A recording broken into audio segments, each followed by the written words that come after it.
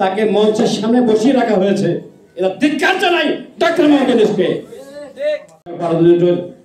প্রধান, বাংলাদেশ জাতীয় পার্টি সংগ্রামী চেয়ারম্যান, আমাদের নেতা, তাকে মঞ্চের সামনে বসিয়ে রাখা হয়েছে। এটা ধিক্কার জানাই ডক্টর মোহাম্মদ ইউনূসকে। তিনি কোন এজেন্ডা নিয়ে এসেছেন আমি জানি না, তবে দুর্ভাগ্যজনক বাংলাদেশের রাজনীতি এখন সেই ফেসিবাদের ছায়া সরকারই বোধহয় পরিচালনা করতেছে। এর বিরুদ্ধে আমাদের আবার মনে হয় আরেকটি গণঅভ্যুত্থানের প্রয়োজন হতে পারে। আর সেদিন হয়তো ওনাদের কাউকে রক্ষা করার সুযোগ হবে না, কারণ এদেশে সেই গণঅভ্যুত্থানে কৃষক, শ্রমিক, রিক্সা ড্রাইভার, প্যান ড্রাইভার সকলের অবদান ছিল। ওনারা হাতে গোনা কোটি কয়েকজন লোক নিয়ে সেখানে কি করেন, সংস্কার করবেন। কিসের সংস্কার?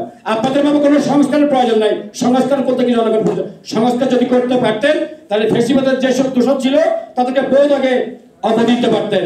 সমস্ত ফেসিবাদের দোষররা এখনো বিভিন্ন জায়গায়, আমি একটা অনুষ্ঠানে গিয়েছিলাম, সেখানে দেখলাম যে সকল সেই কি জানি বলে